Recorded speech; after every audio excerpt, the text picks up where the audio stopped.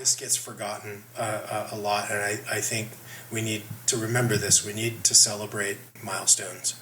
We need to acknowledge and celebrate your achievements, and, it can be challenging to deal with the VA. It can be challenging to deal with GI Bill folks. It can be challenging to do job placement, to do resume creation. It can be challenging to get rejected from job after job after job when you're more qualified than most of the people that are already there. That can be challenging. So when you are achieving these small things, don't just be like, well, that's a thing. No, take a moment to kind of recognize the effort that went into it. Celebrate the milestone, That's what I would do.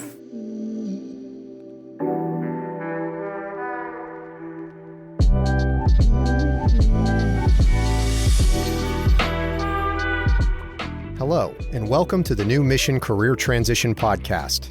I'm your host, Chris Caprelian, and I'm joined by my co-host, sister, and talent management pro, Alexandra Caprelian. We interview service members that transition to new careers, DoD representatives, and civilian HR professionals to provide you with lessons learned you won't get in a transition class and to help you transition with confidence. In previous episodes, we've talked to service members about the challenges they encountered during their transition out of the military. On this episode, we're going to dive deeper into some of those mental challenges with James Geri, a former FMF corpsman who also is a licensed marriage and family therapist. He's going to talk about two things: how to pursue a career as a therapist, but he's also going to tell us from his experience the things that we can do to galvanize ourselves in preparation for a military transition.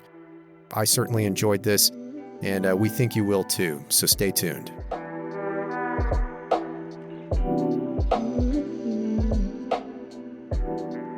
James Geri, welcome to the podcast. Thanks a lot, Chris. Appreciate it. What up, James? Hey, Alexandra.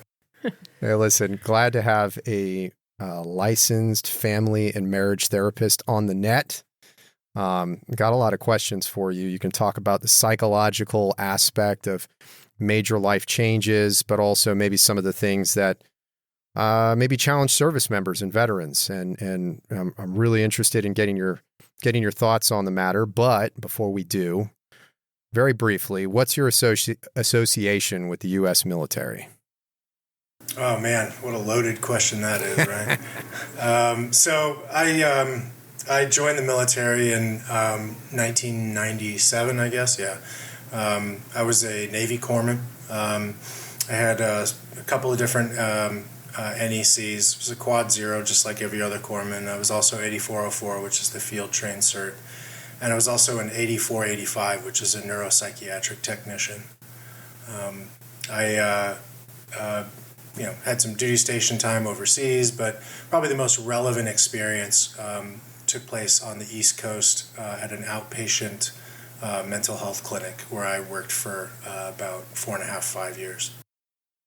And what did that experience teach you about yourself and maybe the things that you wanted to do or teach you about human nature? So I feel like I kind of got lucky. I was pretty young. I was still pretty young when I started there. The next closest person to me in age was about 7 or 8 years older than me, and so I kind of looked up to all of them. There were pre-licensed psychologists. There was a psychologist that was supervising them, who had done 26 years of psychological support for the prison system in an East Coast state, and there was a couple of psychiatrists that were there too, one after the other, both of which with extended experience. And then there was also a reservist psychiatrist that would come up from Florida once a month. And I got such a rich experience in managing sort of intake appointments and sort of information gathering, psychological testing, diagnosis, interpretation of said psychological testing, and managing follow-ups and presentations and statistics for the for the department, and It was just, an extremely rich experience that is, I feel really kind of lucky because a lot of other neuropsychiatric technicians that worked in outpatient mental health clinics did not get the same experience. So it was a pretty unique time and place. I would say through all of that, I learned a few things, both, specifically from that department, but also from the Navy in general, is that, there's wisdom coming at you from all sides. And, whether it's coming at you from somebody who's been doing something for 30 years or from somebody who, who's only been there for a little while, everybody tends to have a different experience. And, to limit yourself to only your own experiences, kind of puts you in a bit of an echo chamber, and that can be kind of dangerous as you get older. Another thing I would say is to try new things. Just consistently try new things. Put yourself in situations that you wouldn't exactly do on a normal Tuesday. Because I find that first of all, you may find something you really like by accident or on purpose, but moreover, you find out how much overlap there is in life, from one experience to the next. And I would say the last thing it would be that something actually that supervising psychologist told me once, and I've never forgotten it. I think about it almost every day, and especially in my current work, is that people are more resilient than they often receive credit for. We run into people and we might see a small slice of their life, and it's so easy to make kind of a quick judgment or kind of a throwaway guess at what's going on. But for the most part, we have very little knowledge about the struggles and the successes that people face in their own lives. And even somebody that might appear to be struggling heavily, it's easy to kind of dismiss the overwhelming resilience that person is probably utilizing to kind of get through their struggles. Wow. It sounds like you had a really rich experience coming out of the Navy. And is it fair to say that your experience in kind of gave you the hook to pursue what it is that you're doing today? Yeah. I had a few thoughts when I got out. I've always kind of been a bit of a history buff, so I thought about maybe becoming a history teacher. But this stuff just kind of it calls to me, and I enjoy it. It feels like work. I'm not going to say it doesn't feel like work, but I enjoy it. So at times it feels like work, and at times it doesn't. I would say it was reinforced right when I first got out. I worked a night's job for a behavioral health insurance company, and I saw the more fundamental side of civilian mental health care and how it pertains to the insurance business, and I was just really kind of turned off. I appreciate what insurance does for folks, but just sort of working within those confines just wasn't for me. There might be others that are listening to this podcast, those that are either maybe in the Navy or in the Army, and they're in healthcare, or maybe they're not, but it's definitely the thought of becoming what you do now, a licensed marriage and family therapist, is something that they want to pursue. So as somebody that understands the track, maybe you could lay out for our listeners, if I'm getting out of the military, how do I even pursue that as a career? I mean, what should be the action steps, the game plan? Okay. Asking me the easy ones, right? Yeah. Okay. So, if I could sort of on the fly create a how-to guide, I would say the following. I would first of all, get in with the VA. Maybe we can talk about that a bit later. But figure out what benefits are coming your way and how you can utilize either your GI Bill or I think also, and they might have changed it, but it used to be called vocational rehab. But I think there's a new name for it now. But getting that kind of financial support to fund your educational experience is really step one. Step two is do research on the individual program that you're looking to do. The master's program is where you get your undergrad. Doesn't really matter as much as as where you're going to go and do your actual master's work. But during your undergrad, I highly recommend, as you go through your psychology classes, find a lab.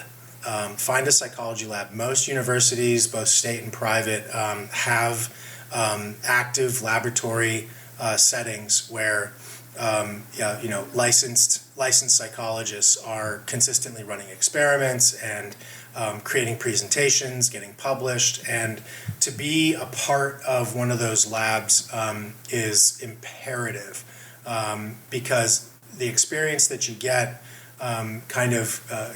prepares you for the type of track if you want to follow this particular track, but it also prepares you for what's expected of you. So you're working in a lab. It equates to, I think, some kind of an independent study credit too. I think it probably take maybe 1 to 3 hours of your time a week, depending on your involvement. Sometimes a little bit more. Step 2, I would say, is start rounding up a handful of your professors that can provide strong letters of recommendation. And I want to emphasize that phrase, strong letters of recommendation. You go to these professors and ask them, are you able to write a strong letter of recommendation for me? Because I want to apply to a master's clinical psychology program. And professors that are unable to write a strong letter of recommendation, you really want to go in a different direction. The next thing, you want to consider the individual program that you're going for. You want to research that program. If you're looking to learn sort of a relational style or a psychodynamic style or a cognitive behavioral style, whatever seems to kind of fit what you think your modality might be, and that can easily be sort of fleshed out in your undergrad. But whichever one that you kind of want to lean towards, I recommend that you research the program. Can you do us a favor? Because you're using big words, and I'm a Marine, and I need you to help me. Sure. Different types of modalities. Yeah. Could you explain? Yeah, sure. There's a strong evidence-based modality in cognitive behavioral therapy, and that's sort of, I don't want to, explain too much, but it's sort of the understanding that thoughts influence emotions and feelings, and emotions and feelings influence behaviors, and wash, rinse, repeat. And so sometimes we have things that kind of get in the way of our living the life that we want to, and a lot of times it can have to do with how we're thinking about things. And so cognitive behavioral therapy kind of works in that realm.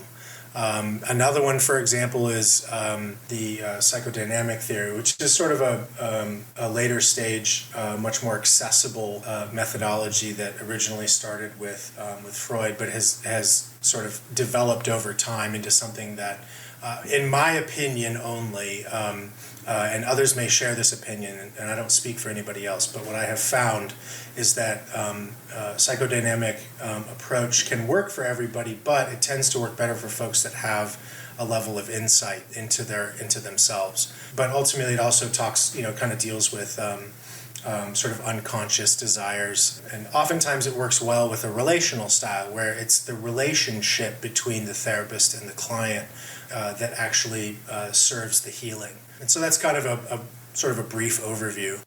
When you're talking about going for your bachelor's degree in psychology and finding a clinic, I mean, you're talking about getting clinic out. I mean, I'm trying to remember the time that I was going through my bachelor's degree. There were opportunities to both work for a university and get paid, not a lot, but it offered pay and it offered credits, and it was certainly time that was developing the brain cells and not necessarily drinking the brain cells away on a weekday. So I'm guessing that's what you're talking about, right?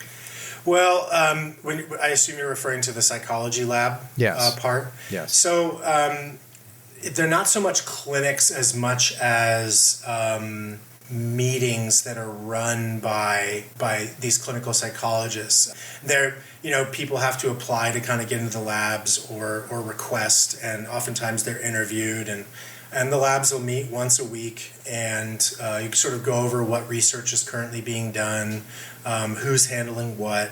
And then there's also like weekly learning that's sort of one-shot learning that's happening in these meetings. And then there's sort of longer-term projects that are being done. And a lot of times the psychologists, for example, one of the labs might be, for example, motivation and emotion. Another one might be industrial organizational psychology, which is a little bit more geared towards the professional sector. Okay. So there's different types of specialties with these particular labs. It's not like lab where we're wearing lab coats. I mean, this is, it's a little bit more nuanced, and there's experiments being done and learning, and it's basically more exposure that exceeds the basic psychology educational framework. Okay. Now that makes sense. And I know I interrupted you between that and seeking out which type of master's degree program one would want to pursue. So please continue. Sure. So when you've sort of figured out which modality you think might work best for you, find a couple of them. Don't do what I did. What I did is I put all of my eggs into one basket and applied to a program that was at the university that I was at. I was able to get in, but I suspect there was a variety of different factors. But I think the more intelligent way to do it is to have probably anywhere between 2 to 5 different schools that you're going to apply to. And what's most important, I think, as part of your application is going to be your personal statement. A lot of times they're going to ask you to kind of write a personal statement, and a lot, more or less on average, it's more just kind of like, why are you doing this? And it's some sort of, more intelligent way of asking that question. But what's most important during that personal statement is your authentic voice. It has to come from you. And, these folks that are looking at these applications, most of them are professionals that have worked in private practice or worked in group practices, or they've worked in intensive outpatient settings or inpatient. They've worked a variety of different places. And, they're gonna be very adroit at parsing out what you're saying. So your own authentic voice is what's best. And I would recommend you have more than one person help you proofread and edit it. A lot of times, though, so now that you've submitted your application and let's say you're getting callbacks, you're getting an interview perhaps, and a lot of times, and actually I should say even before that part, cultural, psychological, and experiential aptitude tend to kind of be the most favored factors on average, with some exceptions here and there depending on where you're going. But so you want to make sure that, both in your personal statement and in some of these initial interviews that your aptitude in those areas is developed. And some you might get in, some you may not. You accept the one program you think that best suits your needs. And the last piece of advice that I would give in this particular section is, while you're going through that program, have your own therapy on the side, because I believe that makes all the difference. Almost like to become a good practitioner, one must be a recipient of it. Yeah, it helps a lot, because as you're learning to help other people, you're uncovering lots of things about yourself, and that can provide a rich exploration that exactly like you just said, can make you a better clinician. So let's say you've used up your post 9/11 GI Bill, or maybe not all of it, but you only have so much to be able to bridge the gap between completing your bachelor's degree and then pursuing a master's degree. With somebody that has a bachelor's degree in psychology, what forms of employment could one or should one pursue while they're working on their graduate degree? Boy, you're not going to have a lot of time. I'll say that much. It's possible, but you're not going to have a lot of time. These degree programs tend to be intensive. So if it's possible that you can kind of maybe work heavy before you do the program, save a little money, I would advise that. Also, grants and scholarships. Grants are especially attractive because you don't have to pay them back. And there are tons of both out there. I say again, there is a lot of money out there for students to apply for. I think a lot of folks don't, just because the system can often seem convoluted and confusing, kind of in the way that Wall Street seems really confusing to those that don't work within its confines. But I am here to tell you there's a lot of money in grants and scholarships out there. But if you're looking to work while you're in the program, sometimes suicide hotline can be good. It's something that's sort of in the realm of the work, and it's something that you could probably do from a variety of different locations. Perhaps working on campus is a possibility. Another way might be through like community mental health centers. Sometimes there are administrative positions that, while you may not necessarily be doing treatment work, it doesn't hurt to learn how to manage a lot of the admin that kind of comes with this type of job.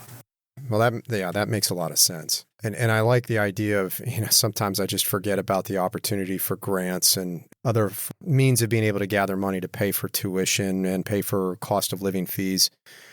So let's say you're finally in a master's degree program. What does that look like, and what comes afterwards? So it's a variety of different classes. The cohorts tend to be smaller.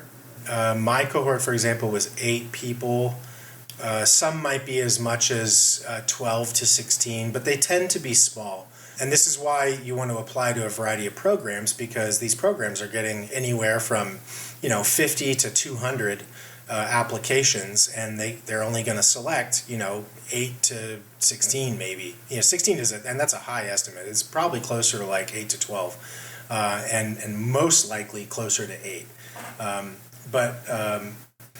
So what does it look like? It looks like an element of academia. There are classes. They tend to be somewhat long in nature. It's about 3 hours.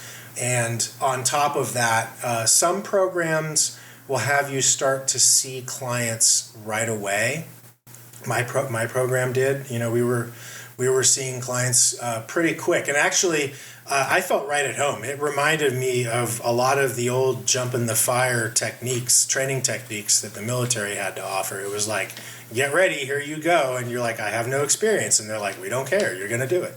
And, so you kind of learn by doing on top of learning academically.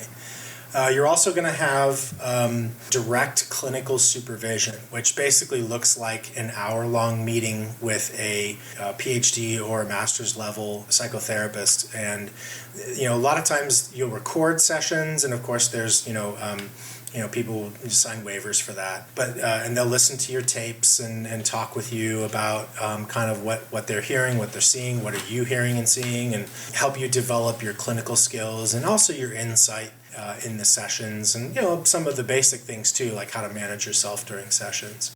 So after you get your master's degree, there's the whole licensing process. Could you explain that a little bit? Sure. So, and I want to step forward and say that my experience took place in California, and my specific path was the LMFT path. But there are others too. There's professional clinical counselors and licensed,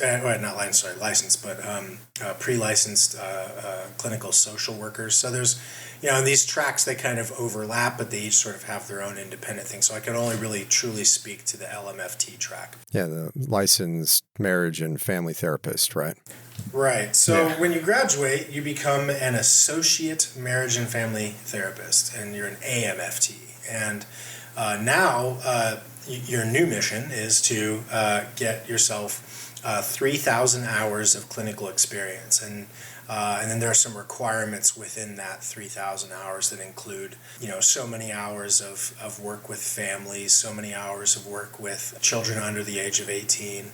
And there's sort of a smattering of administrative and other ways to get hours, but there's lots of ways to do it. You can work at community mental health programs. There are fellowships. Several of my cohort mates got fellowships at some spots, and they'll start you out with a full caseload rather quickly. And so you'll have 6 years from the point when you graduate to when you'll have to start making accommodations for yourself. So the general, I would recommend kind of grinding early. Those first couple years, you want to try to get as much of those 3,000 hours as you possibly can. And it tends to look a little different depending on the space that you're in. Some folks are working community mental health, and so there's always a draw for experience there. The folks that went to fellowships, they tend to have strong referral systems that keep people busy. I went the private practice route. I graduated right in the middle of the pandemic, so it was a little bit of a struggle to get going. But I found places that I found some spots that hired me, and my first experience was at a small private practice, and I appreciated the way that the manager ran the practice. It was another one of those kind of jump in the fire situations. It was like, here's how private practice looks in the 21st century, and provided a lot of information, and they were like, okay, go. And so I learned a lot of this kind of by doing it on my own and kind of checking in periodically with my supervisor. I also worked at a private group practice, which is basically a collection of professionals, like behavioral technicians and other unlicensed and pre-licensed therapists and counselors, and then a couple of psychologists and a couple of psychiatrists. And the group practice was good because we were seeing a lot of students and families from some of the local school districts, and so I was able to get a lot of valuable experience there. So the referral sourcing is really important as you're trying to sort of accumulate these hours.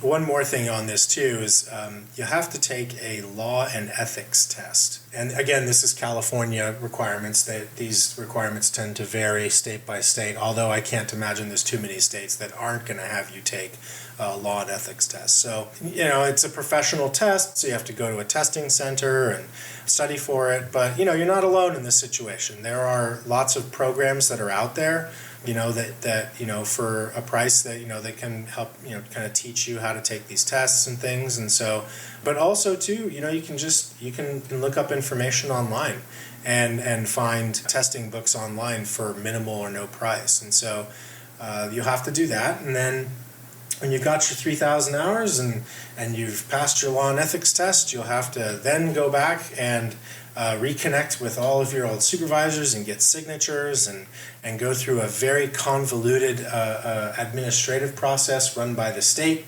And it can be frustrating at times because when you can send in your application and you can see, oh, they cashed my check like a week after I sent it, but then I don't hear anything back from them for 3 months. So they excel at cashing the checks, but not always in processing the paper. Yeah, that sounds typical. Yeah, that sounds typical. But I mean, I think one of the great things is that just to kind of reflect back, once you graduated with your master's degree, and even though you're an AMFT, like you're a practitioner. There may be some supervision and some additional requirements along that career progression, but you're in the thick of it. You're actually helping clients. So, and I think that's pretty cool. Hey sis, did you have a question? Yeah, this might be blaringly obvious, but can you just explain what the difference is of a private practice and a non-private practice? Like what is the big difference between the two? Sure. So a private practice can sometimes take insurance, but a lot of the time is private pay, where a client will pay the price out of pocket. And the private practice tends to kind of look like an office setting with clinical treatment rooms that are set up, for therapy. And it differs from, say, community mental health, where a lot of the funding is coming from, say, the county or the state. And sort of depending on the private practice, they might have some pro bono work, but that can be kind of rare. Also, sometimes there are community centers, like community cultural centers, that offer therapeutic services that are geared towards members of a specific community. And then there are also, there's other interesting ways to get hours too. Like, for example, in substance abuse treatment, there are substance abuse treatment centers that will sort of fulfill the role of being able to get hours and also to serve clients that's not necessarily a private practice setting, that, it's kind of insurance based. A lot of times too, in private practices, they can range from, a staff of one, a person who's going to be just running their own practice, to private practice that's more of a group practice where somebody's running it and then there's a whole staff of folks. Does that kind of answer the question? Yeah. Yeah. Okay. All Yeah, right. no, definitely. So after you go through all the hurdles and you pass the legal exam and you've accumulated at least in the state of California, the 3,000 hours necessary to be able to take the exam.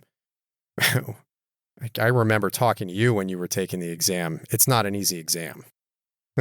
Yeah. And this is, again, I don't speak for anybody but myself, but that exam, while it does test clinical knowledge, it is a test of stamina. That test it's very long. It's 4 to 4.5 hours.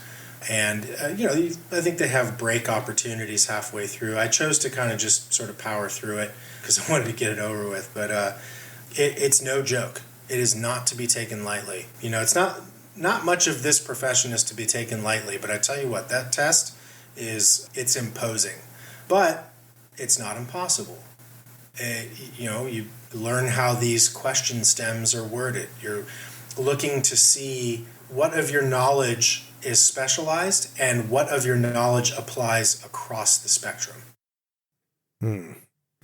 And certainly all the hours and all the interactions with those that are licensed and have PhDs. I mean, it's not like you were cramming for this thing the night prior. I mean, Correct. this is a several years of professional development where you hit the apex. Well, I don't know if you hit an apex, but you certainly hit that milestone, requiring maybe some additional study specifically for the test, but with the knowledge and the background to be able to answer the questions competently. So good on anybody that grinds that out. Now that we've covered kind of what the career path looks like or how to become an LMFT, talk a little bit more about what it is that you say you do here, Bob.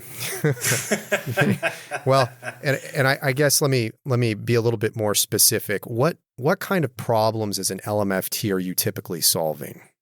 Well, I don't solve anything for anybody, but I help others understand their situations better so that they're better able to solve their own problems. Every once in a while, there's some emergency You management. just got professor on me. You just got instructor on me. Okay. The answer to the question is yes. Okay, I get that. So what kind of problems are you helping clients solve? Boy. You knew I was going to give you crap too. It's just a matter of time. I was looking for an opening. It's varied. One of the things I appreciate about this job is, I can be working with a successful tech entrepreneur 1 hour, and then the very next appointment is with a 16-year-old high school student who's just not impressed with my shoes. I would say that the variety of things that I face is pretty vast. Some folks are looking to better understand their life. They're looking for sort of personal development. Other folks are in crisis, and there's just about everything else in between. With the veterans that I currently work with and that I have worked with in the past, the variety is just as vast. Some folks are dealing with some pretty significant trauma, and others are really angry. It's real. It's real out here. A lot of times service members they're in the military and when they transition out, life's a little different and it's not as efficient and it doesn't work as well. And that's kind of the joke, because it didn't work that well when we were still wearing the uniform. But now it works even less efficiently, and you realize actually, it wasn't so bad before. Or some realize, gosh, yeah, it was terrible and this is much better. And yet also that can be just as stressful. I just find that interesting. I mean, out of the conversations that we've had, not just on this podcast, but with others, I've heard of loneliness. I've heard of the feeling like you were separated. You had severed social bonds with others, and that certainly contributing to loneliness. But I haven't heard the angle of individuals experiencing a lot of anger. What are the reasons typically for somebody to feel angry when they get out of the military? There is a distinct lack of brotherhood, in the civilian world. In the military, you can be somewhat contained in your department. Even if you're working in international situations, there's a bit of a containment there. And so, more or less, there's a bit of a social contract that, in general, people are sort of working towards a common good. Some harder than others, but in general, they're working towards a common thing. Boy, out here, it can feel somewhat post-apocalyptic with people's motivations. Some folks are motivated to just not get fired, and others are motivated to fuck you over, and others are motivated to do their very best, but are hampered by familial constraints. And so, for a service member who's sort of transitioning to civilian work, the nuance is no less present, but there's something different about it.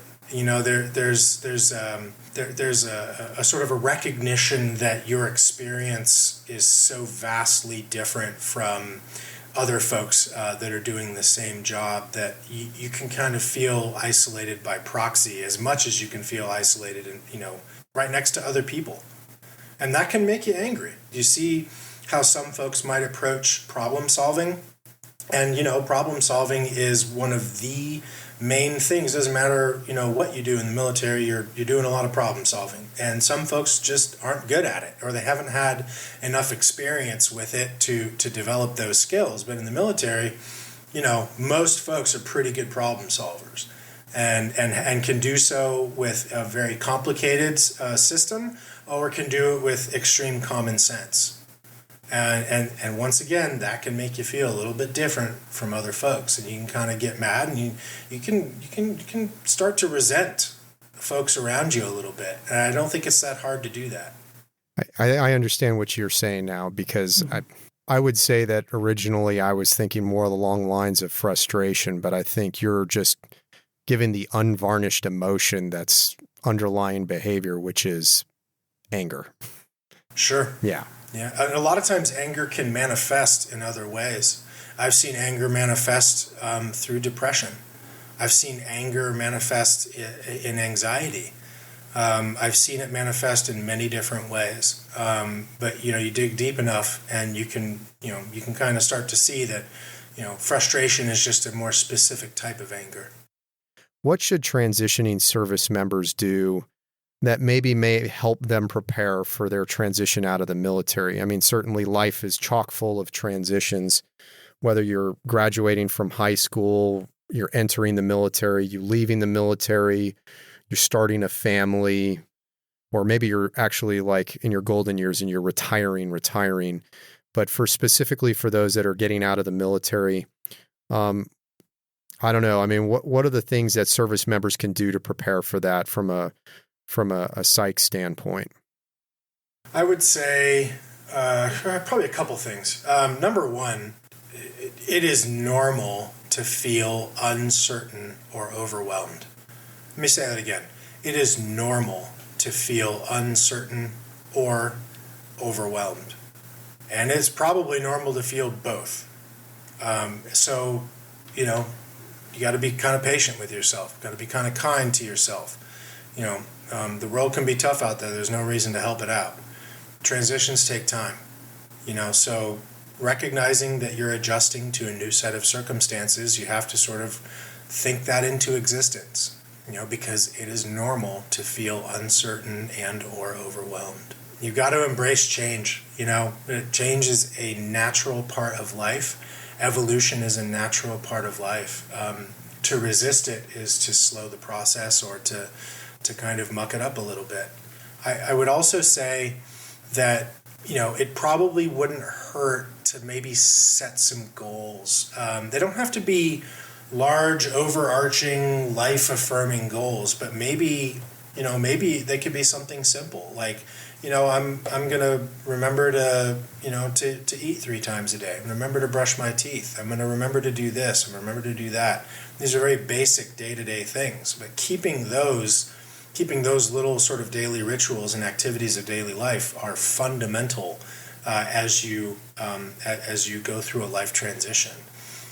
It's hard to maintain a positive mindset the whole way through. So I try not to. I'd say try to aim for neutral. A neutral mindset is one where you're anticipating but not expecting. I think we get into trouble sometimes when we have expectations, and then the slightest thing doesn't go the way we expect it, and it can really throw us off.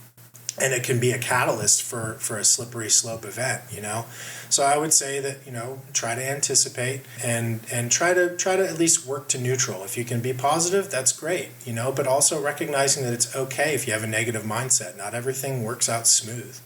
Boy, be flexible, semper gumby. You've got to be able to kind of roll with some of these punches, because they're going to come, and they're going to come from predictable and unpredictable places. A lot of folks come home and they're sort of wary about who they want to kind of share some of their experiences with, not because they're necessarily just trying to either protect folks or feel like they're not going to be understood, but it's it can be a little bit dangerous to share those sort of aspects of yourself, which is why I recommend, if possible, I do recommend perhaps some therapeutic support while you transition out of the military. It can be very helpful to kind of check in with yourself with a licensed professional on kind of where you're at, what you're thinking, what you're seeing, and to have, at the very least, a sounding board that you can kind of understand how you're seeing your situation. I would also say, organization can be really helpful. Some folks getting out of the military, it's like, I don't want to be any more organized ever again. I want to just throw all my socks and underwear in the drawer and it's fine. I don't want to fold my clothes. I don't want to shave. I want the DD-214 beard. Can't have it yet. Of course, wait till 5 p.m. That's 1700. Yeah, but then your gas mask won't fit. Yeah, because I wear that all the time. Yeah, go ahead. I'm sorry. The last thing I would say is, and I think this gets forgotten a lot, and I think we need to remember this. We need to celebrate milestones. We need to acknowledge and celebrate your achievements, and it can be challenging to deal with the VA. It can be challenging to deal with GI Bill folks. It can be challenging to do job placement, to do resume creation. It can be challenging to get rejected from job after job after job when you're more qualified than most of the people that are already there. That can be challenging. So when you are achieving these small things, don't just be like, well, that's a thing. No, take a moment to kind of recognize the effort that went into it. Celebrate the milestone, That's what I would do. Yeah, man. Those are great. Can you repeat that? I'm telling you, have to go. I love doing the post-production because I go back and I listen to this again and I take notes. I've got one other question before I turn it over to Alexandra, because I know she's got a couple of questions. So just briefly, one of the things that we as service members go through when we're getting ready to transition out of the military, we go through whether it's your service calls a TRS or TAP, or essentially your transition program. We always talk about the VA medical claim, and I've heard opposing opinions. There's some that are like, oh yeah, you got to do this, you got to document it, you're seeking the maximum amount of percentage. And then there are some that walk away from the same course and it's like, God, I feel like I'm abusing the system. And I don't know to what degree the system is abused. I'm not certain, but maybe you could shed some light on how, maybe in your opinion, how service members should approach the VA claim process and bringing to light maybe some of the medical problems they may or may not have, or what they think they might have. So I want to remind folks that a 20-mile hump with an 80-pound pack is not normal. And a lot of the exercise programs in the military tend to exceed that of civilian life. And even if it doesn't, most folks in the civilian world that are maybe working out and that are working an 8-hour day, that's not always the experience of the service member. You're working, 12-hour days, 16-hour days a lot of times. There's no overtime either, and you're maintaining a PT regimen. All of that can really weigh on a body, and it can really stress out a body, and you don't always necessarily feel it in your 20s, or even sometimes in your 30s, but that wear and tear, it's there, and it starts to really kind of manifest, if it hasn't already, as you hit middle age. And you need to remember that this is an aspect of your service that takes place after you're out. You're free not to go for it if you don't want to, but these benefits are there. So when you're ready, go for it. I know a Vietnam veteran who actually was a POW, and he had been applying to the VA since the early 90s, and he didn't finally finish out his claim until, I want to say it was like 2006 or 2007. And so sometimes these things take time. I mean, that seems to be a pretty extreme case, but and I would say that definitely the VA process has been greatly improved during the presidencies of President Bush, President Obama, and President Trump, and even into President Biden. The VA has received much more attention and significant upgrades and faster appointment times. It can feel overwhelming to navigate this system, but wherever you live, there's somewhere in your area, there's a regional person who's employed, I assume it's by the VA, I think it's by the VA, and they are representatives, and they can help you apply for service-connected injury. And also keeping in mind that, a lot of us served at a time when, and it might still be going on, but, where people were, I knew people that were taking things out of their medical record. They were actually attempting to remove things from their medical record because they were afraid it was going to prevent them from getting choice duty. And so a lot of folks didn't have that, but the VA has sort of evolved to be able to kind of account for some of that. So what ends up happening is you'll apply. What the VA will do is set you up with appointments with specialists. So, for example, if you have something with your knee, or you had to have surgery on your knee or your back, they're not going to set you up with a general practitioner. They're going to set you up with an osteo specialist, or if it's your back, they're going to set you up with perhaps a neurologist, and they're going to be working with you and helping to examine you to assert whether or not these problems are service connected, and if they are, what the appropriate percentage is. I think a lot of folks can become dismayed because they'll get mail back and it'll say, "Oh, we've determined it's service connected, but it's been, it's 0% or 10%," and folks are like, "That's not my experience." I got tinnitus is a big one. That's like military issue is tinnitus. It's like, I can't hear anything in the middle range. But that's not necessarily a static number, because these things deteriorate over time. Going in and getting the evaluation now and seeing that it was only rated at 0 or 10% doesn't mean that with degradation you can't go back in sometime down the road. It's like, look, I can't hear as well as I even could a couple years ago. I need this to be reevaluated. And they will reevaluate. And if there's degradation and they can see it, it's measurable, then they'll make an appropriate adjustment to the percentage. And I like to think of these as benefits that are available to the service member. And these are things that service members have earned.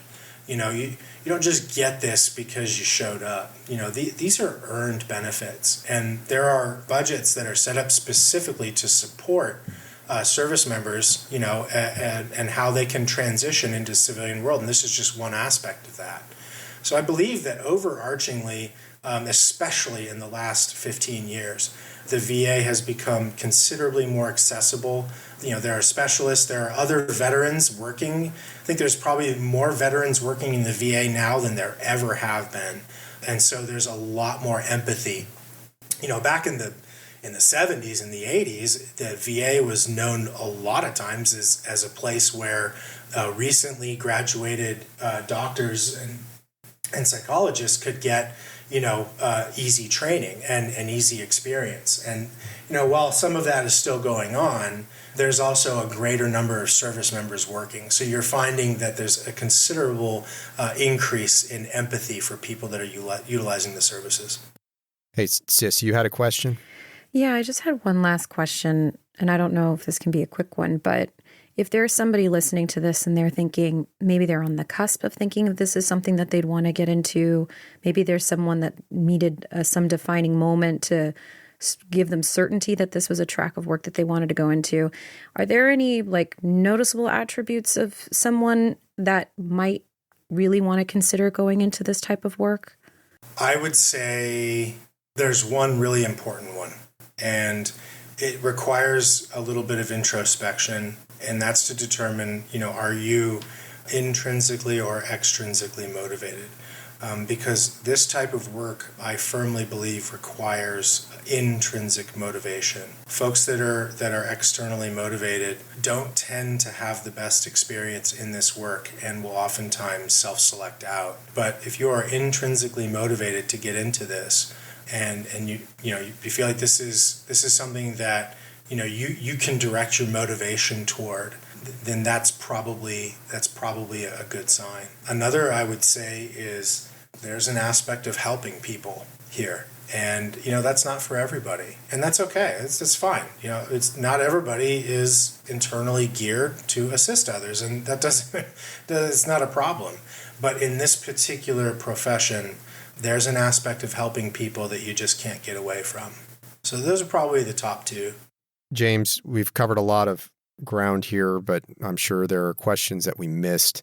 If individuals wanted to get in touch with you, how can they reach out, ask questions, maybe get a little bit of guidance, or who knows, maybe seek some therapy from you? Sure. Well, I'm in a little bit of a life transition myself right now as I'm opening my own private practice. I think it'll be open in July. Heck yeah, man. Yeah. That's awesome. But after July, it will be bluejaytherapy.com. And that's spelled how it sounds, BLUEJAY therapy.com. All right, great. Well, listen, we'll get that covered under the episode notes, and we'll make sure that we direct our listeners that if they want to learn more, they can reach out to you either through the website or via email. James, thanks so much, man. This is great. I didn't really know what a career path in your field looks like, and now we've got details and a blueprint. There are probably other branches that individuals can go into. So if they're not interested in going to the family and marriage therapy, there are so many other aspects of psychology where they can help organizations or help people. But it's a great blueprint. And thank you very much for your time, James. Yeah, thank you both, Chris and Alexandra. I think that this is a wonderful thing, and I think vets will benefit from this, greatly for a very long time. So thank you very much for including me. Yeah, our pleasure. Thank you. All right, we'll be in touch, James. Sounds good. And James Geri, LMFT, is left the virtual studio. Sis. Mm-hmm. Yeah, there were, again, two top things that kind of stood out to me, and it was in the very beginning and it was at the very end, although everything in between was great information. There was one thing he said in the beginning that was interesting. He said something along the lines of being okay in the uncomfortability, kind of stretching yourself, not staying with what you know. So when you're looking for tracks of work, really kind of extend yourself, test it out, be okay if it's not exactly what you want to do, because you might find something in those moments that might surprise you that you want to look into more. So I think we forget a lot about that because we're probably in situations all the time that are very uncomfortable and we don't want to have to face it anymore. But the truth is that you're going to keep facing it out of the military as well. So keep going with that. And then at the end, which is something that we do at my job, celebrating milestones is a big one. We always like to focus on the moments that we didn't get right, and we don't give enough appreciation to the moments that we do. And I think celebrating milestones and acknowledging them and giving yourself a pat on the back is super important, because that's what motivates you. And you, in these moments, sometimes you have to do a lot of this on your own. So you have to keep motivating yourself, right? So celebrating the milestones is a big one. And that's just another form of positive self-talk, right? Mm-hmm. Well, it's probably more than that too, because there's a lot of meaning behind it. And if you don't celebrate the small wins, then you actually have nothing to reflect back on. I mean, you should take pride and kind of reflect on the fact that the energy that you put into something got you further along today than where you were yesterday or a week or a month before. So, 100%. I mean, that was great. It was good being able to, I mean, I've known James. It was great having him on the podcast and get a real, unvarnished perspective of, how service members that are getting ready to transition, the things that they can do. And it's coming from somebody that was an FMF corpsman, doc, close to our hearts, just as any doc is in a Marine unit. But it was a great perspective. So another awesome episode. And if you're listening to me run my gums, motor my mouth, speak these words, thank you very much for listening. Thanks for staying on board. If you like what you heard, you can support the podcast by giving us a 5-star review. Hey, I really appreciate the fact that some people have already provided 5-star reviews. It just means that when service members are looking for information to help them with their transition, this may actually pop up in the queue a little bit sooner.